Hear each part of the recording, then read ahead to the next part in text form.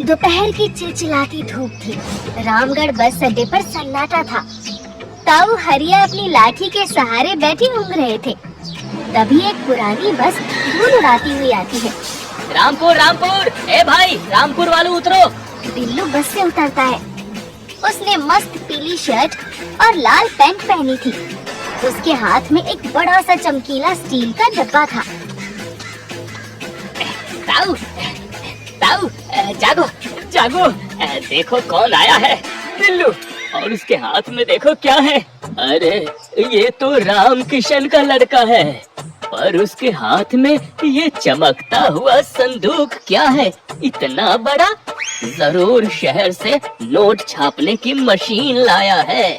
अरे नहीं चाचा, ये पक्का किसी जानवर का पिंजरा है। देखना, अभी पिंजरा खुलेगा और जानवर निकलेगा। राम राम ताऊ। राम राम गपोड़ी भाई। और भाई, शहर से क्या लाए हो? सुना है तुमने होटल की पढ़ाई की है, तो क्या आप गांव में झाड़ू पोछा लगाएंगे या फिर लड्डू हलवाई के यहाँ बर्तन धोएगा है?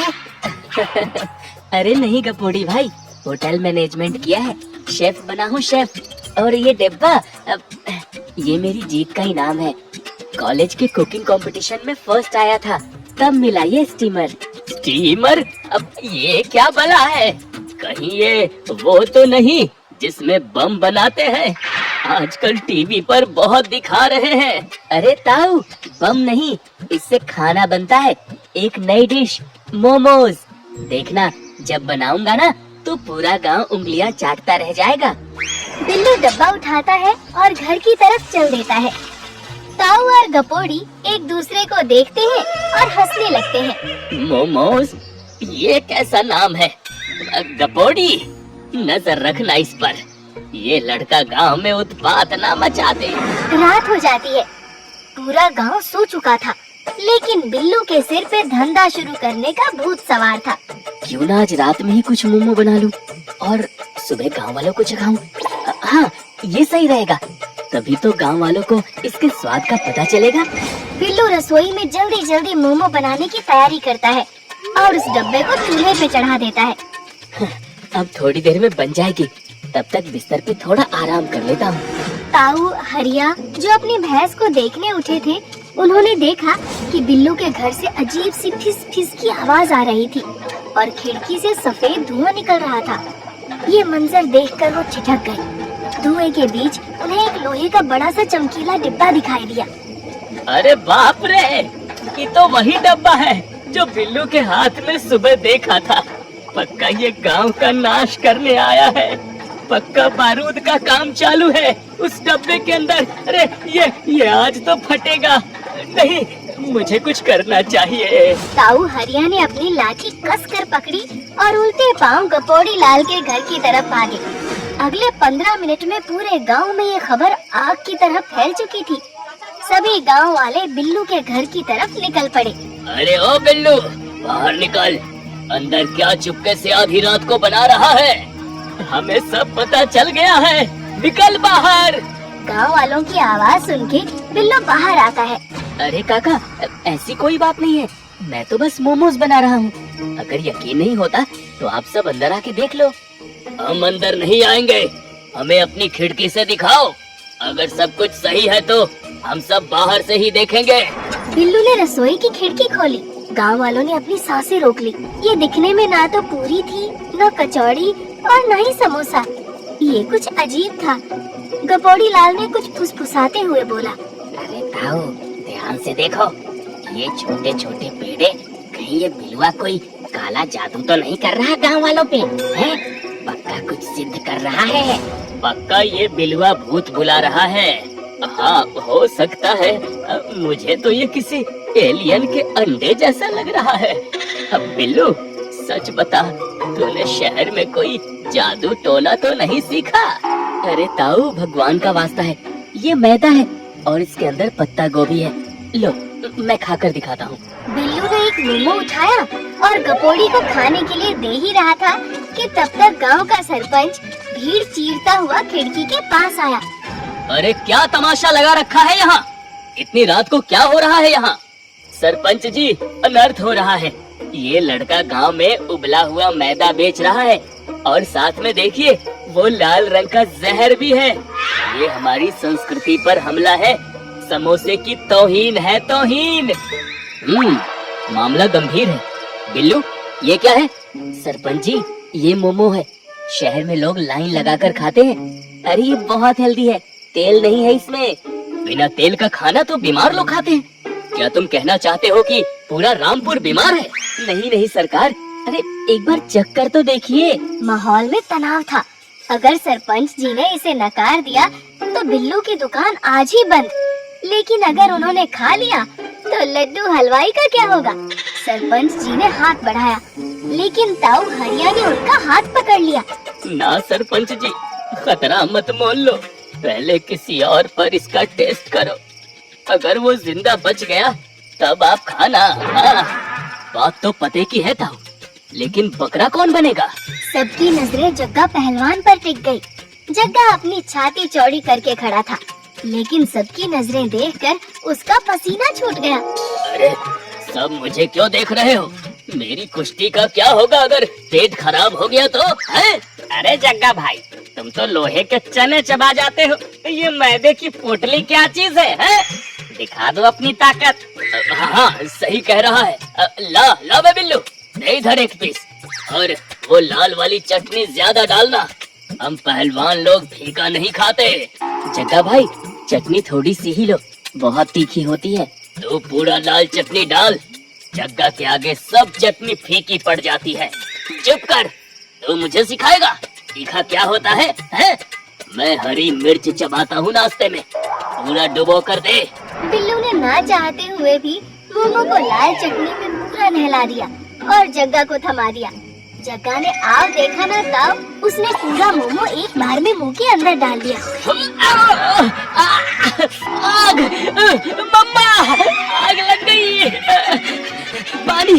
कुएं में कूदो रे कोई! जग्गा पागलों की तरह जीभ बाहर निकाल कर इधर उधर भागने लगा। वो पास रखे पानी के मटके की तरफ लपका और पूरा मटका अपने सिर पर उड़ेल लिया, लेकिन मिर्च का असर कम नहीं हो रहा था। पहलवान जी, मैंने पहले भी कहा था, ये शेजवान चटनी है, तीखी बहुत होती है, थोड़ा कम। लेकिन आपने नहीं सुना। मोमो वाकई स्वादिष्ट थी बिल्लू, लेकिन माँ कसम, बस अगली बार कम चटनी लूंगा। जग्गा की बात सुन सभी गांव वाले हंसने लगे और सरपंच ने बिल्लू को धंधा शुरू करने की इजाजत दे दी। शाम का वक्त था। घर के आंगन में बिल्लू ने स्टीमर को टेबल पर सजा रखा था। सुनीता देवी उसे हैरानी से देख रही थी। बेटा, मैंने लाखों रुपए पढ़ाई में लगा दिए। मैं सोच रही थी कि तू बड़ा आदमी बनेगा, लेकिन तू तो गांव में दुकान खोलने की बात कर रहा है, वो भी क्या नाम बोला तूने? मेमना? मेमना नहीं माँ, मोमो। ये तिब्बत की डिश है। शहर में लोग पागल हैं इसके पीछे। और माँ, मैंने पूरा गांव घूम लिया, यहाँ एक भी मोमो की दुकान नहीं है। सिर्फ वही पुराने लड्डू हलवाई के समोसे और जलेबी, वो भी डालडा वाले। लोग बोर हो गए हैं। पर बेटा, गांव वाले नई चीज नहीं खाते, उन्हें तो वही आलू प्याज चाहिए। यही तो बिजनेस है माँ, जो चीज नहीं है उसे लाओ। ये स्टीमर मुझे इनाम में मिला है, भगवान का इशारा है ये। बस दुकान शुरू करने के लिए थोड़ा कच्चा माल और ठेला लगाने के लिए पैसे नहीं है। बेटा, एक एक पाई मैंने तेरी पढ़ाई में लगा दी। अगर कुछ महीने मुझे दे तो मैं थोड़े पैसे तेरे लिए जोड़ लूंगी। तभी दरवाजे पर भारी कदमों की आहट होती है। लड्डू हलवाई दरवाजे पर खड़ा था। उसने गपोड़ी से सब सुन लिया था। वो एक नकली मुस्कान लेकर अंदर आता है। अरे वाह, हमारा बिल्लू अफसर बनकर लौटा है। क्या बात है सुनीता भाभी, लड़का तो बड़ा सजीला हो गया है। नमस्ते काका। जीते रहो बेटा। गपोड़ी बता रहा था कि तुम कुछ नया धंधा करना चाहते हो। क्या नाम? वो मोमबत्ती जैसा कुछ। मोमोज काका। हाँ, वही वही। लेकिन काका, मेरे पास अभी अपना धंधा शुरू करने के लिए पैसे नहीं है। कुछ महीने बाद करूँगा। अरे हम किस दिन काम आएंगे? गांव का बच्चा है तू, बता कितने पैसे चाहिए? अरे भाई साहब, आप क्यों तकलीफ करते हैं? भाभी, अपना ही बच्चा समझता हूँ इसे। ले बिल्लू, ये 10,000 रुपए रख। अपना ठेला लगा शान से। बस एक बात याद रखना, ये रकम बड़ी है। अगर 15 दिन में धंधा नहीं चला तो मुझे मेरे पैसे वापस चाहिए होंगे, वरना ये स्टीमर और तेरा ये पुश्तैनी घर गिरवी रखना पड़ेगा। काका, आप चिंता मत करो, 15 दिन तो बहुत है। 5 दिन के अंदर आपके पैसे चुका दूंगा। लोग लाइन लगाएंगे मेरी दुकान पर। लाइन तो लगेगी बेटा, पर तेरी बर्बादी देखने वालों की। समोसे के आगे ये उबला मैदा कभी नहीं टिकेगा। गांव के चौराहे पर बिल्लू ने एक छोटा सा स्टॉल सजाया। बोर्ड पे लिखा था बिल्लू के स्पेशल मोमोज। वो स्टीमर चालू करता है, पानी खौलता है और तेज भाप निकलती है। भागो भागो, बम फटने वाला है। देखो, बिल्लू की मशीन से धुआं निकल रहा है, ये फटने वाली है। लोग डरकर पीछे हट जाते हैं। ताऊ हरिया अपनी लाठी तान लेते हैं। बिल्लू, बंद कर इसे, इतना धुआं हमारे फेफड़े खराब कर देगा। अरे ताऊ, ये भाप है, पानी की भाप, इसमें खाना पक रहा है। पास आओ, खुशबू देखो। एक भी आदमी पास नहीं आता। सामने लड्डू हलवाई की दुकान पर भीड़ लगी थी। लड्डू अपनी दुकान से बैठकर मजे ले रहा था। अरे भाई, कोई उस लड़के को समझाओ, बीमारों वाला खाना बिना तेल मसाले का कौन खाएगा? अरे मर्द को चाहिए कड़क समोसा, ये गीला आटा खाकर तो पहलवानी भी नहीं होगी। दिन बीतता जाता है। दोपहर से शाम हो गई, एक भी मोमो नहीं बिका। स्टीमर का पानी सूखने लगता है और बिल्लू का गला भी। अगर आज बोनी नहीं हुई तो माँ का भरोसा टूट जाएगा। 3 दिन बीत गए। बिल्लू की दुकान पर मक्खियाँ भिनभिना रही थी। लड्डू हलवाई अपने गुंडों के साथ बिल्लू के ठेले पर आता है। क्यों बेटा चमनलाल, 3 दिन हो गए, एक चवन्नी की कमाई हुई? अरे मैंने कहा था ना, ये शहर की चोंचलेबाजी यहाँ नहीं चलेगी। काका, अभी तो शुरुआत है, लोग स्वाद समझेंगे तो। स्वाद? थूक रहे हैं लोग तेरे इस ठेले की तरफ देखकर।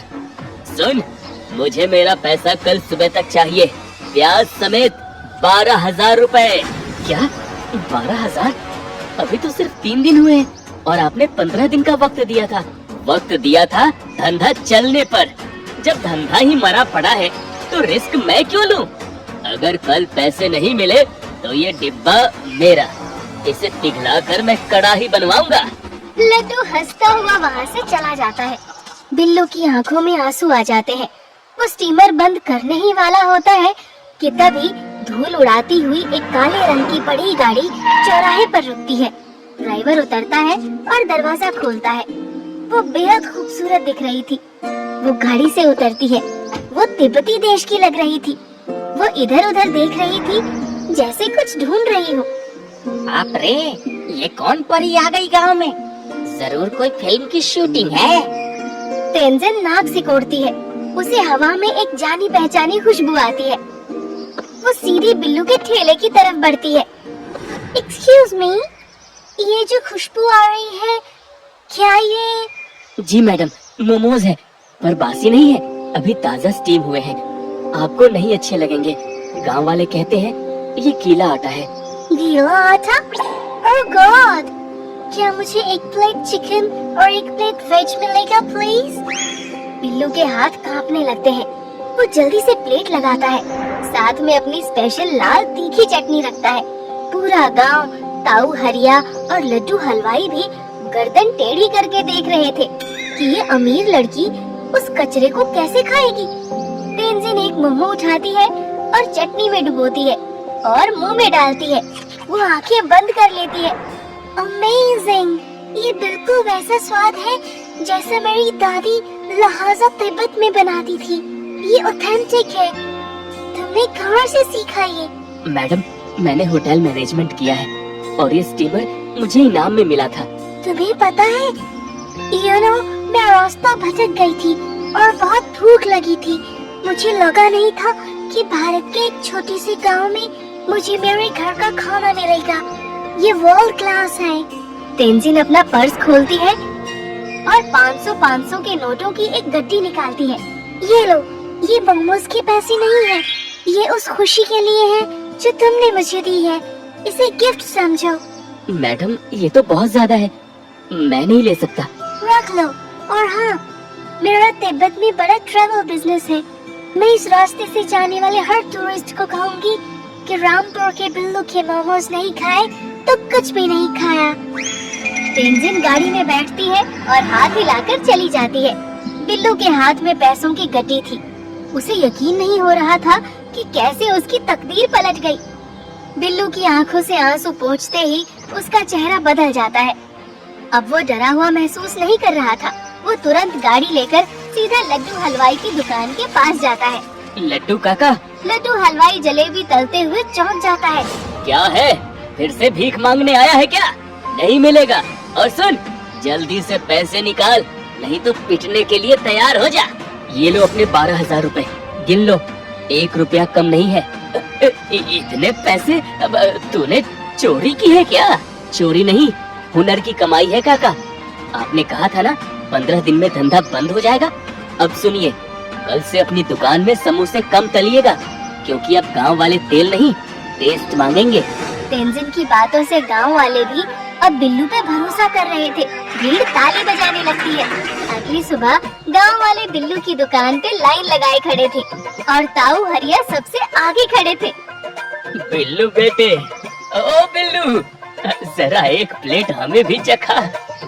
वो विदेशी मेम साहब इतना खुश होकर गई, तो कुछ तो बात होगी। और हाँ, वो लाल चटनी थोड़ी ज्यादा डालना, देखे तो सही कितना दम है। भीड़ हंस पड़ती है और लड्डू हलवाई मुंह लटकाए बैठा रह जाता है।